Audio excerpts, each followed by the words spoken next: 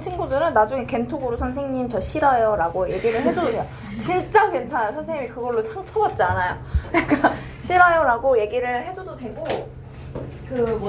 대신에 막 금요일에 보내거나 토요일에 보내면 선생님이 어떻게 해줄 수가 없으니까 오늘 안에 보내는 게 어떤가. 지금 나 틀었던 거니?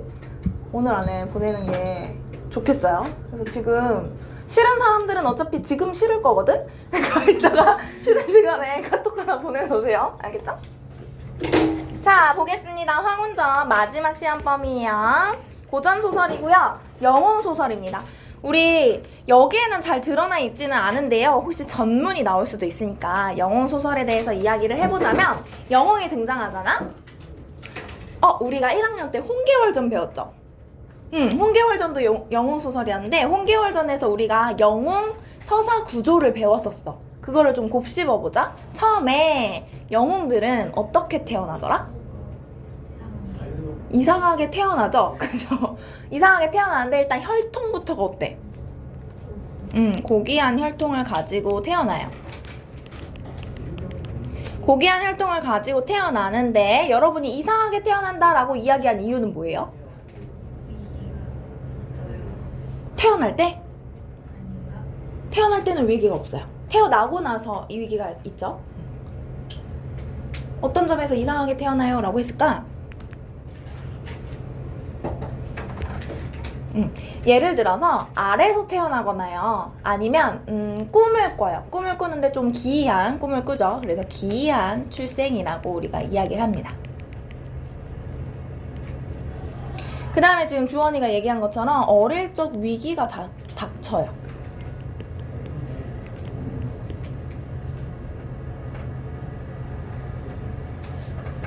어떻게 될까? 어릴 적 위기 이후에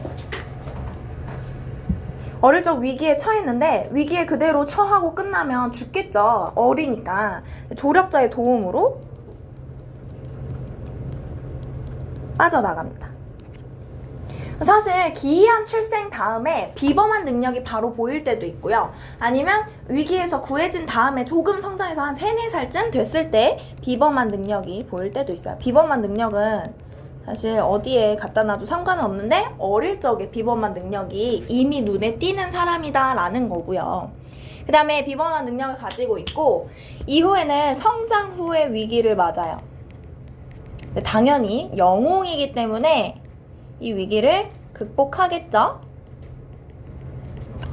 위기를 극복하게 되면 이제 결말을 맞이하는데, 위기를 극복했으니 행복한 결말을 맞이할 겁니다. 이런 식으로 내용이 전개가 돼요. 근데 우리 본문은 너무 제한적인 본문이라서 여기에 있는 것 중에 2가지 정도밖에 안 드러납니다. 그래서 사실 이게 지금 본문에서는 중요하게 다뤄지지 않는 포인트지만, 만약에 전문이 나온다면 이런 것들을 찾아라고도 할 수 있다. 그 다음에 군담소설이라고 되어 있는데요. 군담은 뭐냐면 전쟁이라는 얘기입니다. 전쟁하는 이야기가 포함되어 있을 거야 라는 이야기. 그걸 군담소설이라고 해요. 전쟁 중 이야기를 군담소설이라고 얘기를 합니다. 성격을 보면 전기적이라고 되어 있죠. 전기적인 성격, 전기성, 이거는 비현실적인 거랑 똑같은 의미예요. 똑같은 의미인데 다른 한자를 사용한 거죠. 당연히 영웅이 등장하기 때문에 영웅적인 성격을 가지고 있습니다. 시점은 전지적 작가 시점이고요. 주제는 설현이라는 여자 주인공과 황운이라는 남자 주인공의 영웅적 삶. 즉, 둘 다 영웅이야, 얘들아. 여기 영웅이 2명 등장합니다. 2명의 영웅과 그 다음에 고난의 극복을 다뤄줄 거예요. 중국 송나라를 배경으로 황혼과 설현의 이별, 고난, 재회를 그려줄 거고요. 남성 주인공보다 뛰어난 여성 주인공이 등장합니다. 선생님이 아까 얘기했듯이 여자 주인공이랑 남자 주인공 둘 다 영웅적인데, 그 중에서도 여자 주인공이 훨씬 활약을 많이 합니다. 이 소설 안에서.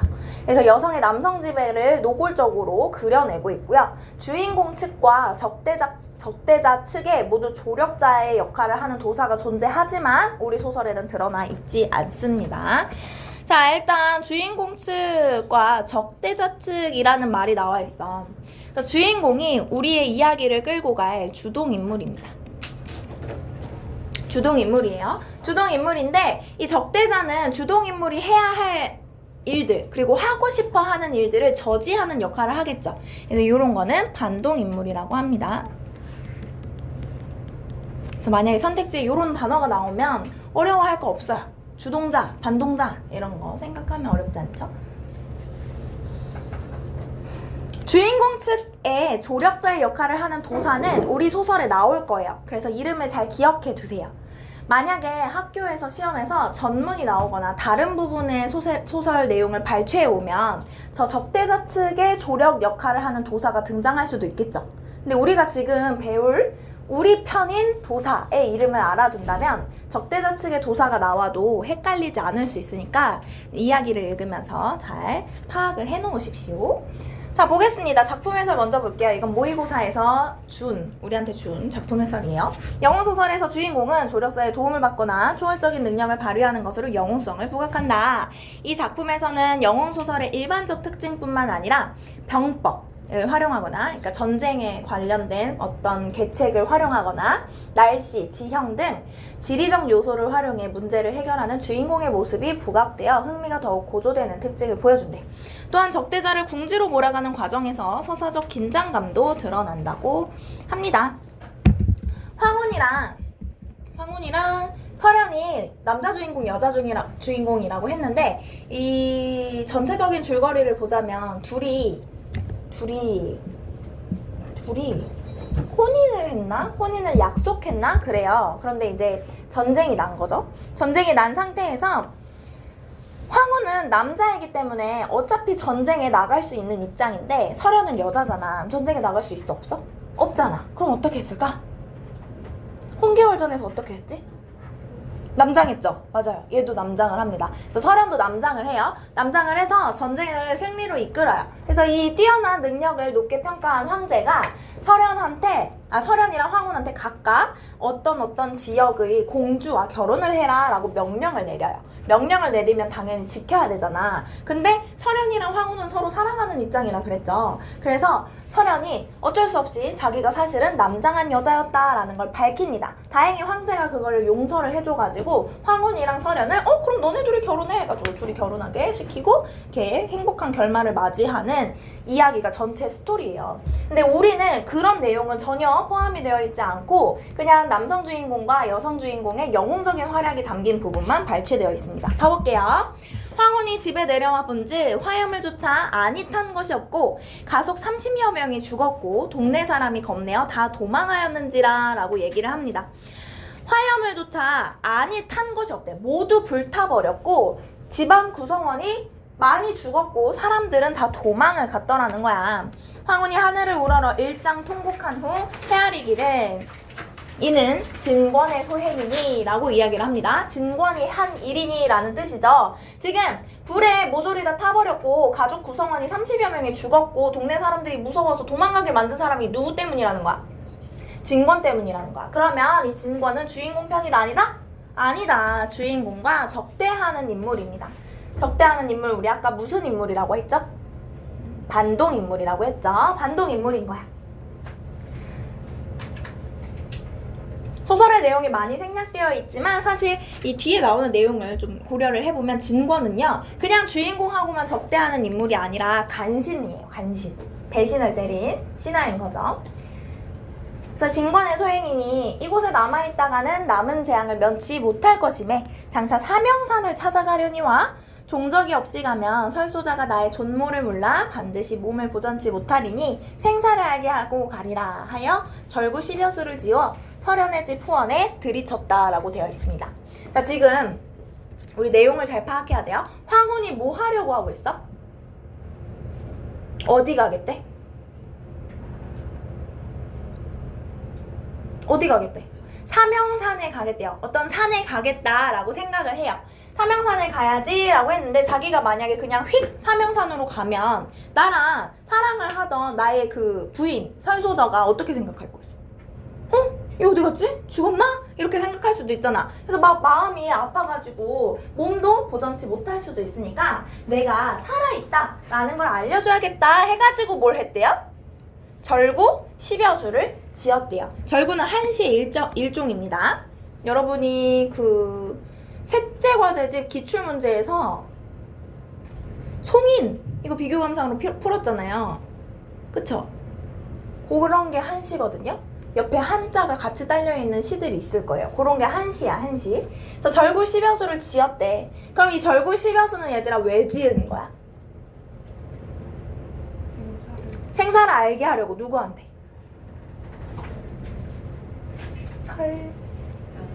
연.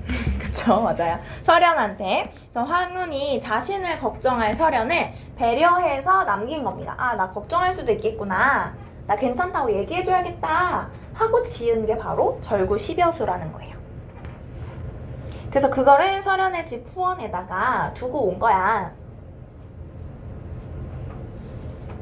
이날 사경에 떠나 새벽 1시에서 3시 사이에 떠나 사명산으로 향할새 몇 달 만에 한 곳에 다다르니 한 사람이 사자를 타고 산중으로 들어가더라 얘들아.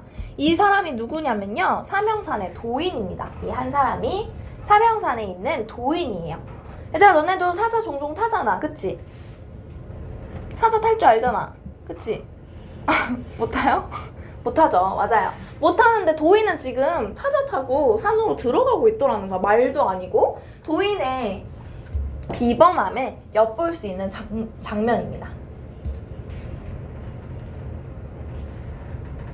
황운이 노인을 따라 수리를 들어가더니 높은 벼랑 아래 이르러는 그 노인이 채를 들어 사자를 친즉 사자가 두어 번 뛰놀며 벼랑 위에 올라간대요. 완전히 조련을 잘하고 있죠.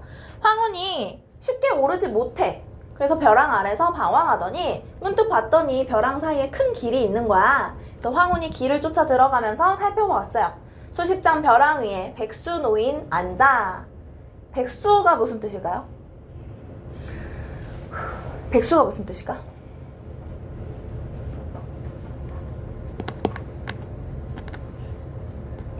맞아요. 백발 노인이라는 뜻입니다. 막 직장이 없네 이런 얘기 나오면 안 돼요. 백발 노인이 앉아서 청의 동자에게, 청색깔 옷을 입은 동자에게 옥비리를 불게 하니 황운이 섬돌 아래로 나아가 2번 절을 했어요. 노인이 문득 동자를 명하여 살령 불러봐 라고 이야기를 합니다. 백수 노인이 앉아있는 걸 보고 황운이 가가지고 2번 절을 했어요. 그럼 이제 노인이 황운을 발견했겠죠? 발견을 하고서 너 누구야? 이렇게 한 게 아니라 동자한테 야야야 살령 불러봐, 산신 불러봐 라고 시킵니다. 산신령 불러봐 라고 시켜요. 그래서 산 위에서 큰 사자가 내려와서 노인 앞에 굴복하더래. 산신을 불렀더니 누가 내려왔어? 사자가 내려왔어. 그럼 사자가 곧 살령이라는 걸 알 수가 있죠? 근데 이 큰 사자가 내려와서 뭘 했냐면 노인 앞에 굴복하더라는 거야. 노인이 비범하다는 걸 다시 한번 알 수 있죠? 산에 신인데 노인한테 굴복하고 있잖아. 완전 비범한 사람이죠. 왜 불렀나 하고 봤더니 노인이 갑자기 사자를 꾸짖습니다. 너 이미 이 산을 지키고 있을 텐데 속세에 평범한 사람을 이렇게 출입하게 하면 돼? 이렇게 얘기를 하는 거야. 황운을 발견했다고 했잖아. 황운 발견하고서 뭐야 이거 왜 여기 있어? 하고서 산신령을 부른 거죠. 이런 사람 오게 하면 안 되잖아 이렇게 얘기를 한 거예요. 그래서 노인이 생각하는 사명산이라는 공간은 진토미생, 즉 속세의 사람이 출입할 수 있는 공간, 없는 공간? 없는 공간인 거야.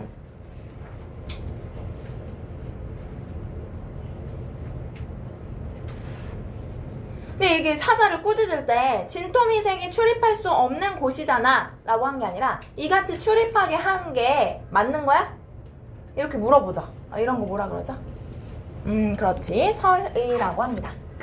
물음의 형식으로 자기가 진짜 하고 싶은 말을 전달하는 거죠. 대답을 요구하지 않고. 자, 그래서 이렇게 혼났어. 그래서 사자가 듣기를 다 하고 화가 난 마음이 등등하여 주홍 같은 입을 벌리고 소리를 지르며 달려듭니다. 주홍 같은에서는 비유가 사용됐죠? 입을 벌리고 소리를 지르며 황운에게 달려들어요. 왜 달려든 거야? 왜 달려들었게? 내쫓으려고. 맞아요. 노인의 꾸지람을 듣고서 황운을 내쫓으려고 공격한 겁니다.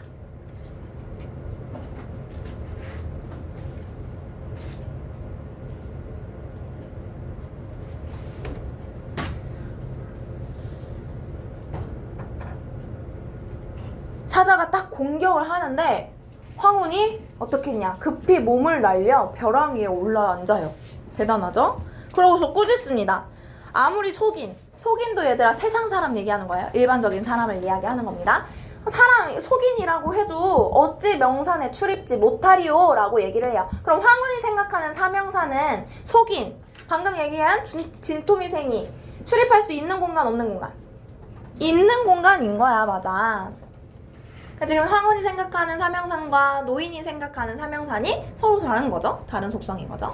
근데 이 속성에 대해 이야기하는 방식은 똑같습니다. 어찌 명산에 출입지 못하리오 라면서 물음을 던졌는데 대답을 요구한다 안 한다? 안 한다. 곧 서리법이 사용되었다. 내 비록 용렬하나 변변치 못하나 나한테 뭐 특별한 게 있는 것은 아니지만 너 같은 짐승을 곤충으로 하노라 라고 얘기를 해요. 사자를 꾸짖는 거죠. 너 나한테 밥이야 이렇게 얘기를 하는 거예요. 나는 너 안 무서워 이렇게 얘기를 하는 거죠. 그래서 사자를 꾸짖음으로써 사실 이거는 사자한테만 한 말은 아니에요. 사자를 꾸짖으면서 노인이 한 말에 대해 반감을 드러내고 있는 겁니다. 내가 왜 못 들어와? 이렇게 얘기를 하는 거죠.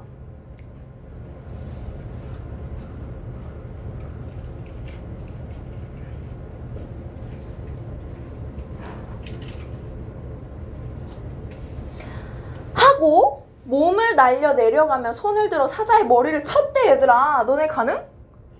못하잖아. 못하지. 나도 못하는데 황혼은 이걸 했어요. 굉장히 남다른 재주를 가진 비범한 인물이라는 걸 알 수 있어요. 지금 나온 노인도 비범하고요, 황혼도 비범한 거죠. 그래서 사자의 머리를 탁 쳤더니 사자가 휘 하고 길게 하고 가운데 없더래. 그러니까 갑자기 휘 하고 사라졌더라는 거야. 얘들아 사자는 뭐야? 어떻게 사라진 거지? 사자가 휘파람을 길게 하고 간데 없이 사라졌죠. 그제야 황혼이 도사의 술법인 줄 알고 라고 되어 있습니다. 알고 보니 사자는 실제로 존재한 게 아니야. 노인의 술법이었어.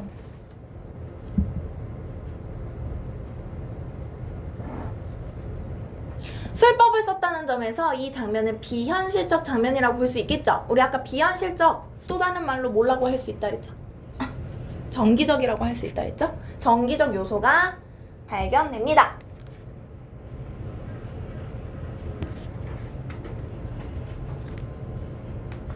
도사의 술법인 걸 눈치채고 다시 노인 앞에 나아가서 이릅니다. 소자는 불쌍하고 가엾은 사람입니다. 이 소자는 자기 자신을 낮추는 말이에요. 불쌍하고 가엾은 사람입니다. 사명산 도인을 찾아가다가 길을 잘못 들었사오니 바라건대 존구는 아득한 인생을 인도하소서라고 얘기를 합니다. 자, 황혼이 사명산을 왜 왔대요? 왜 왔대? 도인 찾으러 왔대. 황혼이 사명산에 온 이유를 밝힙니다. 노인한테 자기가 사명산에 온 이유를 밝혀요. 근데 길을 잘못 들었어요 라고 하면서 저한테 해꾸지 할꾸지 말고 저 도인 찾으러 온 거니까 그냥 저 이렇게 길 좀 알려주세요 이렇게 얘기를 하는 거죠. 이거 누구한테 하는 말이야? 노인한테 하는 말이죠. 그럼 이때 존군이 바로 노인이구나 이걸 알 수 있어야 돼. 근데 왜 존군이라고 하냐면 얘들아 딱 봐도 뭔가 완전 극존칭 같아 보이지 않나요? 노인을 높여 부르는 거야. 이 사람 비범한 사람인 것 같다. 그러니까 내 길을 좀 안내해줬으면 좋겠다 하는 바람에 높여 부르고 있는 거죠. 그래서 노인이 말을 합니다. 무슨 일로 사명산을 찾아가느뇨? 이렇게 얘기를 해요. 사명산 도인을 찾아 제자가 되어 술법을 배우고자 하나이다 라고 얘기를 합니다. 황혼이 사명산을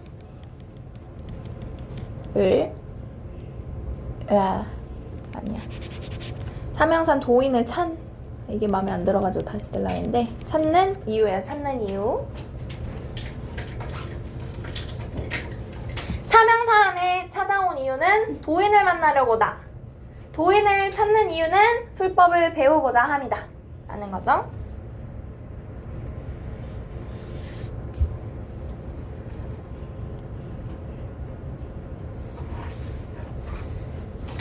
저 노인이 또 물어봅니다.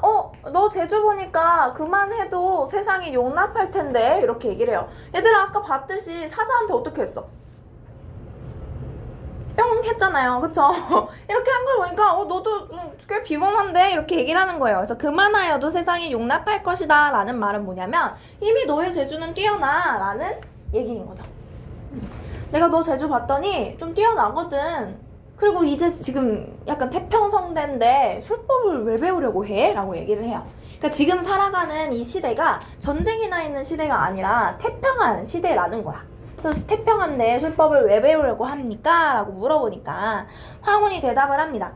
한원 씨도 치유의 난을 만나고 주나라 문왕도 혼족의 침입을 당하여 계시니 비록 태평시절이라도 위태함을 잊지 아니함이 옳으니이다 라고 얘기를 해요. 지금 태평한 거 맞는데 한원도 주나라 문왕도 위태로움을 만났었어 라고 이야기를 하는 거예요.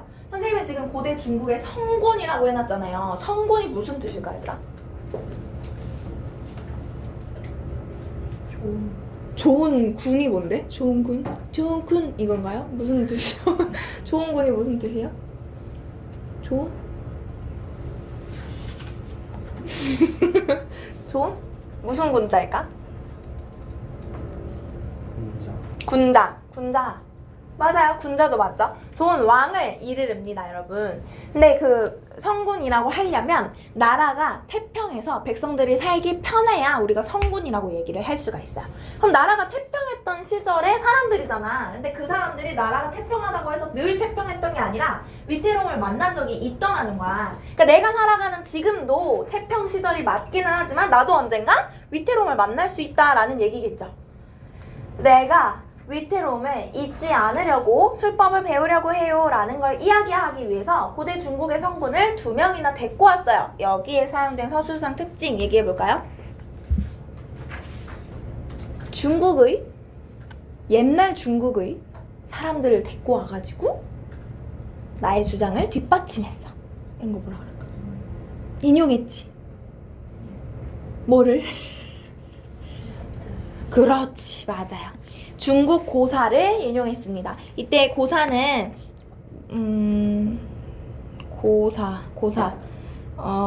옛날 이야기 정도로 생각하면 됩니다.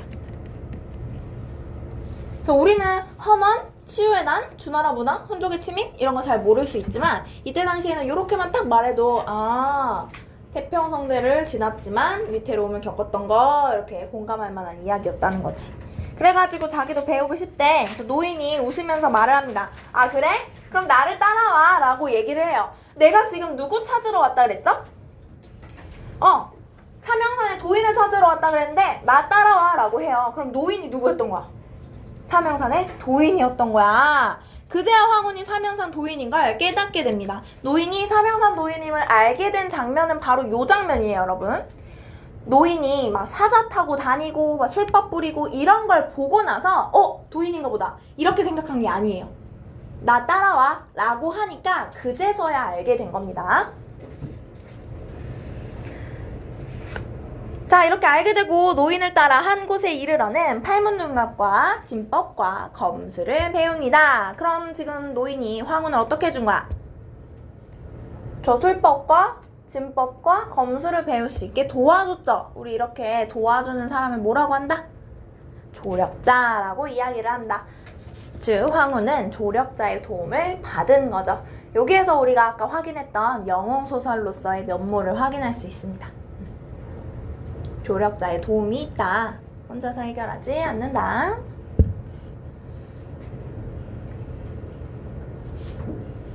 중략 부분 줄거리 봐보도록 하겠습니다. 자, 지금까지는 황혼의 이야기였고요. 우리 여성 영웅인 설현도 등장을 해줘야겠죠? 설현은 양철 등의 횡액을 피해 달아나다 태양산에서 도수를 배워요. 얘도 도수를 배웠대. 진권과 그 형제인 진형, 진걸은 반역을 꾀합니다. 그러니까 간신이라 그랬죠. 이에 황제는 설현을 원수에, 황혼을 부원수에 명하여 이들을 토벌케 한다라고 얘기를 합니다. 자, 지금 그 원수 이게 우리한테는 직접적으로 와닿지 않으니까 얘기를 하자면 설현을 회장 자리에 놓고 황혼을 부회장 자리에 놨다 이겁니다. 그럼 누가 더 높은 자리에 있는 거야? 설현이 높은 자리에 있는 거죠. 여성 주인공이 남성 주인공보다 높은 자리에 봉해졌다는 게 또 특이한 점입니다. 아까 작품개관에서 이야기했듯이 여성 영웅이 남성 영웅보다 더 큰 활약을 한다고 얘기를 했죠. 그게 중략부분 줄거리에서부터 확인이 되는 거야. 그래서 이 진권, 진형, 진거를 토벌하게 시킵니다. 봐보자. 원수가 조서를 읽어. 원수가 누구게? 맞아요. 설현이죠. 원수가 조서를 읽어 장졸 등을 다 알게 한 후 진형을 죽인 이유를 황제한테 전하고 진권을 잡을 계교를 생각할세 라고 얘기를 합니다. 여러분, 누가 이미 죽은 거야? 진형은 이미 죽은 거예요. 진권을 이제 잡을 생각을 하는 겁니다. 천서 옥갑경을 보다가 문득 한 가지 계책을 생각하고 군중에 전령하여 이르기를, 편지를 보내서 이르기를 80만 병이 각각 부대 하나씩 대령하되 5월 22일 술시에 옹주를 파하리라 라고 얘기를 합니다. 자, 천서 옥갑경이 뭐냐면 설현이 계책을 떠올렸어요. 이걸 보다가 문득 계책을 생각했다라고 얘기했죠. 계책을 떠올려서 어떻게 했냐? 장졸들한테 전령을 했어요. 명령을 했다는 거야. 명령을 내리는 계기가 됩니다.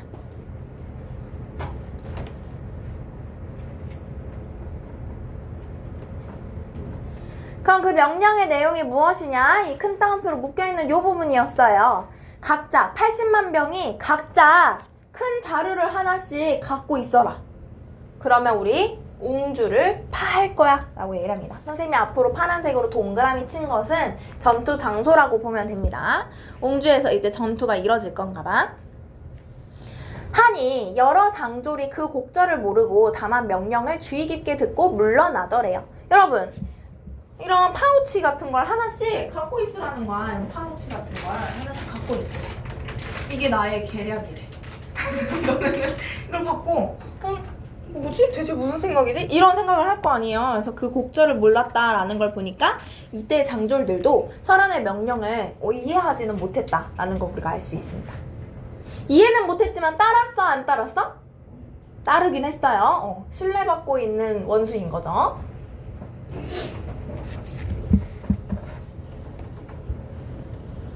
이 5월 22일 술시에 옹주를 파하리라 라고 했는데 이때는 5월 22일이라 진걸이 진권에게 이르기를 금일은 을사일이니 만일 기묘시에 큰 비 시작하면 술시까지 올 것임에 성안의 수도를 신칙하라. 어려운 말들이 되게 많죠.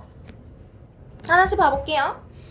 만일 기묘시 오전 5시에서 7시까지 그 사이에 큰 비가 내리기 시작하면 술시 오후까지 올 것이니 성 안에 물길을 단단히 경계하게 하십시오 라고 이야기를 하고 있는 장면입니다. 넘어가 볼게요.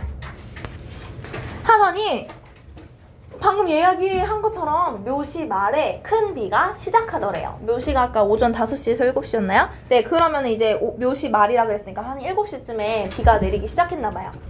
이날 인시에 새벽 3시에서 5시에 원수가 일시제군을 재촉하여 아침밥을 먹이고 각각 부대에 모래를 담아 대령하였더니, 아까 말했던 그 큰 주머니에 모래를 담아서 대령하였더니 술시가 되어 연하여 큰 비가 내려 평야에 다 물이 불어 넘치더래. 성 안에 큰 냇물이 미쳐 나오지 못하여 원수가 영을 내림에 80만 병이 일시에 모래 넣은 부대로서 수도를 곳곳에서 막으니 물이 흐르지 못하여 성을 넘는지라 라고 얘기를 합니다. 자, 물길을 다 막아버렸어요. 그럼 비가 내리면 물이 이렇게 흘러서 어디론가 가야 되잖아요. 지금으로 따지자면 댐 같은 데로 이제 모여야 되잖아. 근데 어떻게 된 거야? 다 막으니까 성이 댐이 된 거야. 그럼 그 성 안에 있던 사람들은 어떻게 되겠어? 점점점 물이 넘치니까 갇히게 되겠죠? 위험에 처하게 될 거 아니야. 그거예요. 원수가 그걸 계략으로 하나 생각을 한 거죠. 그래서 모래가 담긴 큰 주머니를 준비하라 라고 했던 겁니다. 진권이 대경실색합니다. 크게 놀라서 성곽위에 올라 물을 피하는데 어두운 밤에 이 일을 당했다 보니까 정신을 못 차리고 다만 하늘을 우러러 탄식하더니 문득 전선상 양달이 진권의 위급함을 보고 전선 10여 척을 성곽 아래에 대거늘 진권이 진걸과 더불어 겨우 장사기 50여 원을 데리고 동쪽을 바라고 달아나니라 라고 얘기를 합니다. 여러분, 양달은 그럼 누구 편이야? 진권 편이야. 혹시 헷갈릴 수도 있으니까 적어놓자. 진권 편이에요. 왜냐면 진권을 살려줬거든.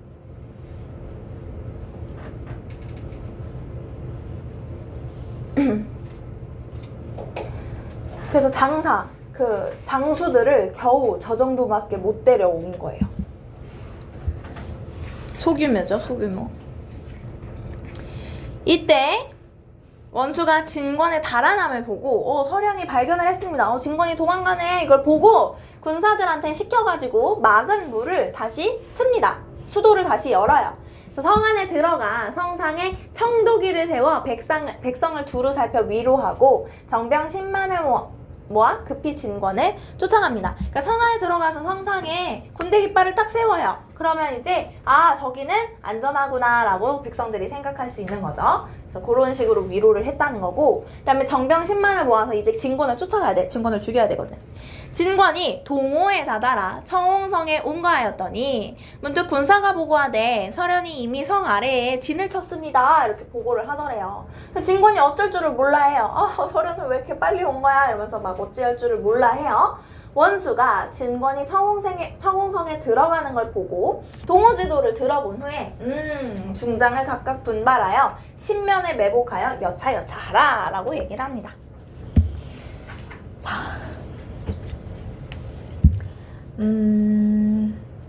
진권이 여기 청홍성에 있어요. 그래서 이 성 아래에 서련이가 있는 거죠. 서련이가 지도를 보면서 이렇구만. 그러면 이렇게 신면에 우리 매복해 있자. 그럼 얘네가 어디로 도망가든지 우리가 다 쳐버릴 수 있게 이렇게 계략을 짠 겁니다. 그럼 여러분, 이번에는 서련이가 문제를 해결하기 위해서 뭐를 활용한 거야? 뭘 펼쳤대? 지도를 펼쳤대. 그러면 뭐를 고려하겠다는 거야? 지도를 언제 보죠? 지도 언제 봐요? 날씨 알고 싶을 때 우리 지도 보나요? 아니잖아요. 뭐 알고 싶을 때? 지리를 알고 싶을 때. 맞아요. 지리적 요소를 활용해서 문제를 해결하려고 한 거예요. 그러니까 그냥 도술만 막 착착 해가지고 막 싸우는 게 아니라 머리를 써, 얘들아. 그걸 지도를 통해서 보여주고 있는 거죠. 지리적 요소를 활용하고 있다. 그래서 여기에서 우리가 와 진짜 대단하다 얘. 똑똑이잖아. 이러고 비범함을 느낄 수 있는 거죠. 비범함이라는 건 얘들아 무조건적으로 막 뭔가 도술 쓰고 이런 우리가 지금 할 수 없는 것들을 해야 한다는 게 아니에요. 우리가 생각지도 못한 지점들을 한다거나 아니면 능력이 뛰어나면 전부 비범하다라고 이야기를 할 수가 있습니다. 자, 그 다음에 서술상 특징 하나만 보고 갈게요. 좀 봐봐요, 얘들아. 여차여차하라. 저게 무슨 말이야? 무슨 말이야? 얘들아 진짜 이랬을까? 서련이 명령을 내릴 때 여차여차하라. 그럼 장졸들이 어떻게 알아들어? 그치? 못하잖아. 실제로는 이게 실제는 아니지만 실제로 뭔가 윗사람이 아랫사람에게 명령을 조달할 때는 구체적으로 이야기했을 텐데 소설 안에서는 여차여차하라 라면서 생략해서 이야기를 하고 있죠. 이런 건 문어체의 특징이에요, 여러분. 구어체였다면 생략을 못했을 거야. 근데 문어체이기 때문에 글로 써진 거기 때문에 생략을 할 수 있다는 거죠. 왜냐? 앞이나 뒤에서 한 번쯤은 언급이 됐을 만한 계책이었을 거든.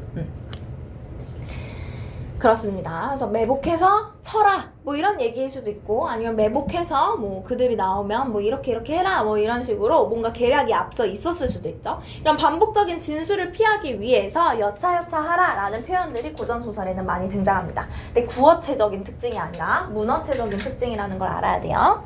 넘어갈게요. 하고 스스로 대군을 거느려 오주의 진을 치고 싸움을 도둡니다. 이번에 또 오주에서 싸우는 거야.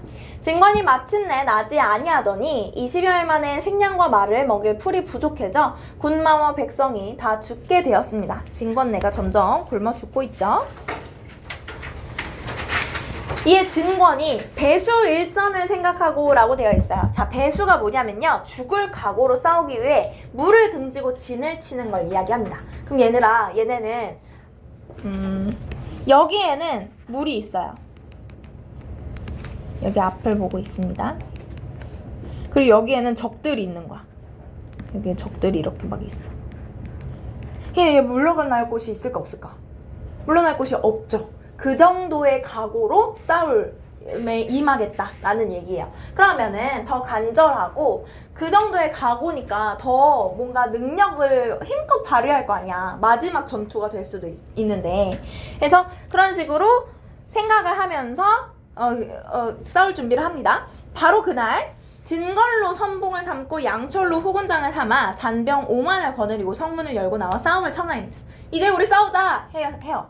근데 원수가 봤더니만 쟤 완전 배수네? 지금 뒤에는 물을 등지고 앞에는 우리 적군이 있는데 싸우자고 하는 걸 보니까 뭔가 심상치 않다. 병법 중에는 궁구막추라고 있어. 피할 곳 없는 도적을 쫓지 마. 그럼 우리가 어떻게 될지 몰라. 걔네의 간절함은 우리가 상상할 수 없는 거거든. 이런 의미겠죠? 그래서 도적에게 길을 열어주고 뒤를 쫓자. 이렇게 얘기를 합니다. 지략적으로 대응을 하죠. 머리를 썼다 이 말입니다. 내가 보니까 쟤네 진짜 죽기 살기로 싸울 것 같아. 그럼 우리도 위험하거든? 그러니까 그냥 길을 열어주자. 열어준 다음에 일단 쟤네가 지나가면 그때 뒤를 쫓아가지고 팍 해버리자 이렇게 얘기를 합니다. 그래서 지금 싸우자라고 했는데 바로 싸우지 않잖아요. 뭔가 더 한 바퀴 돌아가잖아. 그래서 독자의 흥미는 더 고조가 되겠죠. 하니 여러 장수들이 명령을 주의 깊게 듣고 군사를 거두어 길을 열어줍니다. 너네 가 이러고 열어주니까 진권이 당연히 의심스럽겠죠. 의심해서 싸우지 않고 급히 오주로 달아납니다. 원수가 그제야 각 진에 호령하여 기고를 세워 급습해요. 아까 얘기한 것처럼 뒤를 친 거죠. 진권이 황망분주할 즈음에 서하교와 우시춘 등이 일시에 힘차게 돌진하여 나아가 진걸과 진권과 양철부자 등을 다 산채로 잡았습니다. 그러니까 서하교와 우시춘은 누구 편이야? 응? 누구 편이야? 원수 편이야. 맞아요. 원수 편. 얘는 원수 편이에요. 그래서 얘네를 다 산채로 잡았습니다, 여러분. 산채로 잡고 원수한테 갖다 줬어요. 이제 원수 차례. 어떻게 했냐면 진과를 팡 해가지고 목을 베어서 매달았어요. 효수했습니다. 그 다음에 진권 등등 누구냐? 진권과 양철부자겠죠? 걔네를 수레에 넣어가지고 경사로 보내요. 수도. 이거는 물길 아니고 진짜 우리 서울 얘기하는 거예요. 서울로 보내고 원수는 뒤를 쫓아 회군한다 라고 되어 있습니다. 그래서 지금 여러분 그 적군에 대한 뭐라 해야 되죠? 처형이 각각 달라요. 근데 이름은 비슷하죠. 그렇다 보니까 선택지에서 자칫 잘못하면 헷갈릴 수 있으니 여러분은 어떤 식으로 처형이 들어갔는지를 잘 구분해 놓을 필요가 있습니다. 아까 앞에 나왔던 누구였죠? 진형이었나요? 그 사람도 처벌이 있었죠? 그래서 그거랑 요거 세 가지 잘 구분을 해 놓으십시오. 자, 어쨌든 서련의 영혼성을 우리가 확인할 수 있습니다. 비범하다라고도 이야기할 수 있어요. 근데 서련은 초월적 능력을 발휘하지는 않았다. 도수를 배웠지만 비현실적인 정기적인 장면이 드러나 있진 않았습니다. 그렇죠?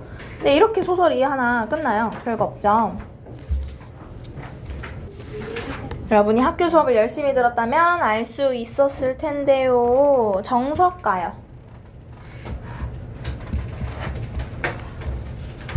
정석가에서요.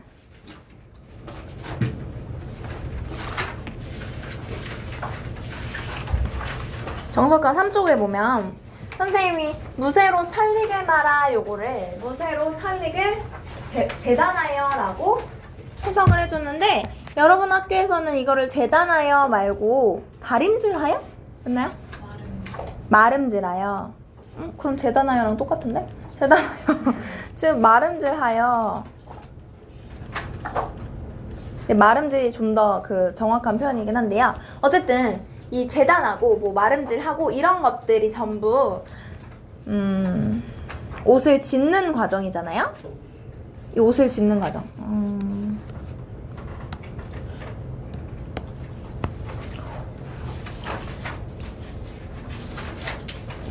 옷을 짓는 과정 중 하나인데 옷은 이 당시에 누가 지었냐면 여자가 지었어. 그래서 이거 화자가 여성임을 알 수 있는 시어인 겁니다. 원문으로 봐야겠죠, 우리는? 말아 부분이 화자가 여성임을 알 수 있는 부분이라는 거예요. 그렇게 하나 알아두면 되겠습니다. 그래서 우리 선생님이 그때는 천릭이 남자가 입는 거기 때문에 이미 남자니까 화자가 여자임을 알 수 있다 이렇게 설명을 해줬었는데, 여러분 학교에서는 그 천릭에 주목하기보다는 마라에 주목함으로써 화자가 여성임을 파악하고 있는 거죠. 알겠지요? 네.